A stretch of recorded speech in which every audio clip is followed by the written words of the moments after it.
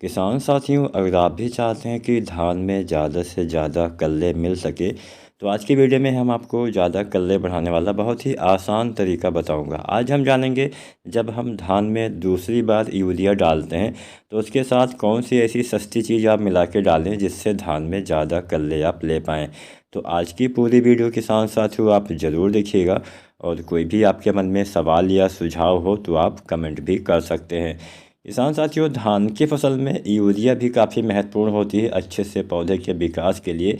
Urea में nitrogen होता है, नाइट्रोजन से पौधे का संपूर्ण वानस्पतिक विकास सही से हो पाता है। अगर आप साधारण भाषा में समझें तो ज़मीन के ऊपर वाला जितने भी हिस्से का विकास होता है उसमें सबसे ज़्यादा योगदान नाइट्रोजन का ही होता है। पत्ते में हरियाली, कल्ले का फुटाव, पत्ते का निर्माण, कल्ले का निर्माण, इन तमाम चीज़ों में कहीं ना कहीं नाइट्रोजन का ही ज़्यादा योगदान होता है।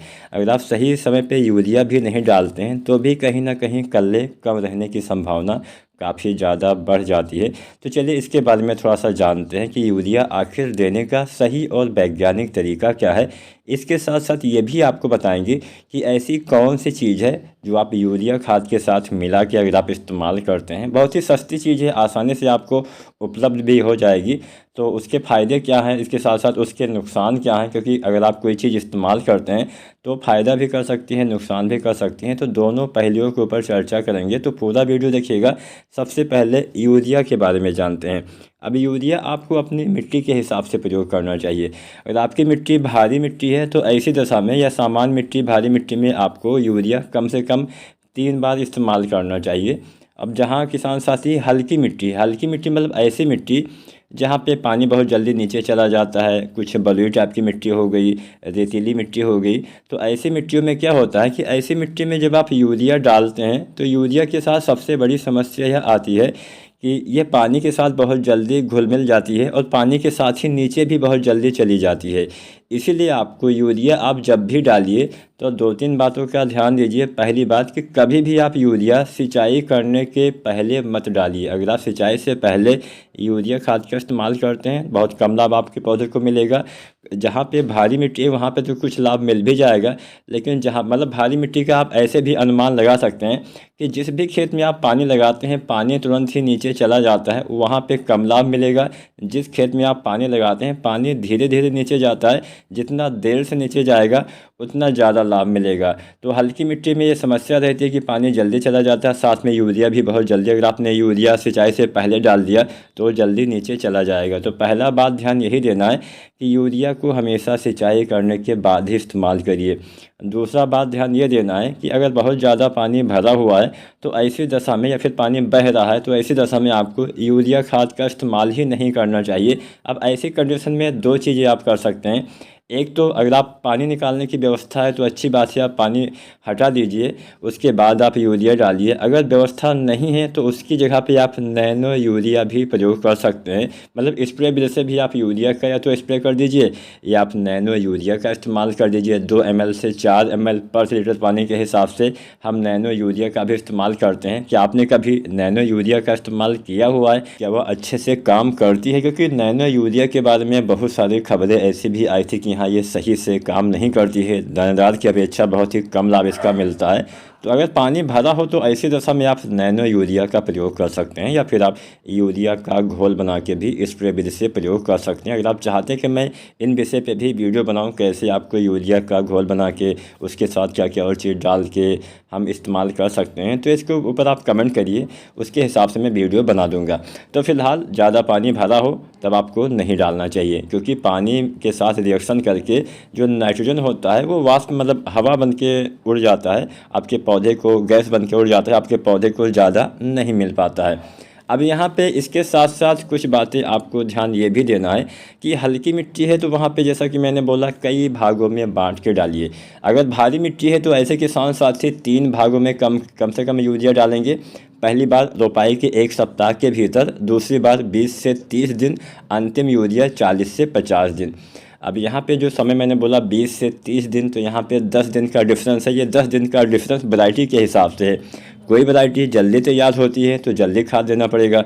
तो मान लीजिए कोई वैरायटी 100-110 दिन में ही तैयार हो जाती है तो उसमें यूरिया आप लगभग 20 दिन या 18 दिन पे भी डाल सकते हैं। ऐसे ही 40 दिन पे भी कम दिन वाली वैरायटी में, 45 दिन पे मध्यम अवधि की वैरायटी में, 50 दिन के अंदर देर से तैयार होने वाली किस्मों में यूरिया डालना चाहिए। अगर आपकी मिट्टी हल्की मिट्टी है तो वहाँ पे यूरिया आप 3 की बजाय आप 5 बार, 6 बार, 7 बार, 10 बार आपके हिसाब से आपको तय करना है। संपूर्ण मात्रा उतना ही रहने वाली, मतलब जो हम कुल यूरिया डालेंगे वो 90 किलो से लेके 120 किलो तक डालेंगे। आप 90 से 100 किलो या 95 किलो कम दिन वाली वैरायटी में डालिए, ऐसे ऐसे आप डालिए। मध्यम अवधि की वैरायटी है तो आप लगभग 100 किलो यूरिया 105, 110 तक डाल सकते हैं। देर से तैयार होने वाली वैरायटी में अधिकतम 120 किलो तक यूरिया, आप मतलब 90 से 120 किलो यूरिया की पूरी मात्रा आपको धान में देना है। अब इसका इस्तेमाल कम से कम 3 भागों में बांट के करिए, यानी 30-40 किलो रोपाई के समय, 30-40 किलो 20-30 दिन पे, 30-40 किलो 40-50 दिन पे, कम से कम 3 भागों में बांट के देना है। और मान लीजिए हल्की मिट्टी है तो 3 के बजाय आप 6 भाग में बांट सकते हैं, तब मात्रा आधी हो जाएगी। जैसे आप डालने वाले थे 30-40 किलो तो आप डालेंगे 15-20 किलो।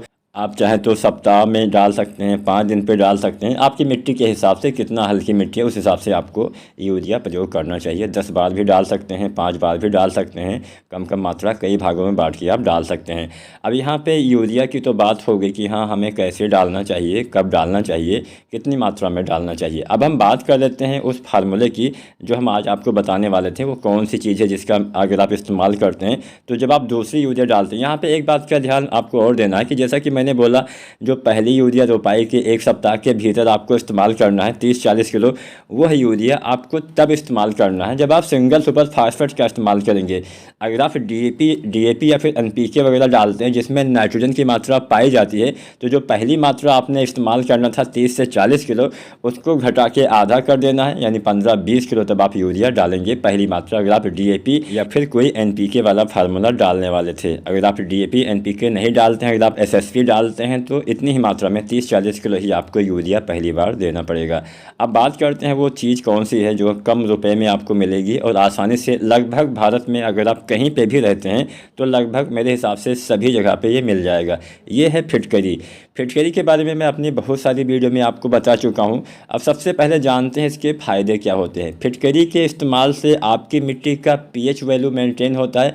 फिटकरी एक हिसाब से कहीं ना कहीं थोड़ा सा फंगीसाइड का भी काम करता है, आपके पौधे में रस चूसने वाले कीटों से भी ये बचाता है। इसके साथ साथ फिटकरी आपके पौधे में, जब मैंने बोला पीएच लेवल को ये कम करेगा, तो हमारी मिट्टी में जब पीएच वैल्यू ज़्यादा हो जाती है तो हमारे पौधे, कुछ ऐसे तत्व होते हैं जो खासकर सूक्ष्म तत्व, जैसे आपका जिंक हो गया, मैग्नीज हो गया, मैग्नीशियम हो गया, फेरस हो गया, सल्फर हो गया, बोरोन हो गया, इस तरह से बहुत सारे जो सूक्ष्म तत्व होते हैं वो पाए जाते हैं। अगर हमारी मिट्टी का पीएच ज़्यादा रहता है, इनका इस्तेमाल हम मिट्टी में अगर करते हैं तो ज़्यादा पीएच होने की वजह से हमारे पौधे इनको ले नहीं पाते हैं, ये अघुलनशील रूप में चले जाते हैं। मतलब मिट्टी में अघुलनशील रूप में, अघुलनशील का मतलब आप आसान भाषा में समझिए कि मिट्टी में तो मौजूद रहेगा, एक पत्थर के समान हो जाएगा, आपके पौधे के लिए उपलब्ध ही नहीं रहेगा।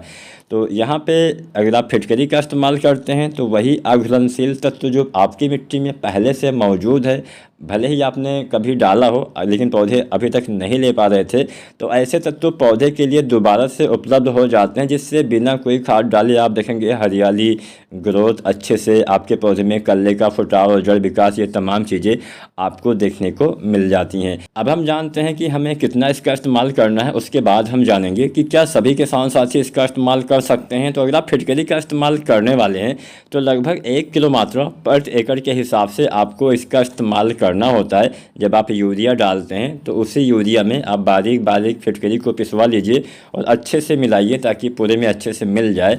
अगर आप यूरिया नहीं भी डालने वाले हैं तो भी आप बालू रेत में मिला के डाल सकते हैं, या फिर सिंचाई करने वाले हैं तो जहाँ पे पानी बहता है वहाँ पे आप किसी बोरे में, किसी कपड़े में लपेट के रख देंगे तो पूरे खेत में फैल जाएगा।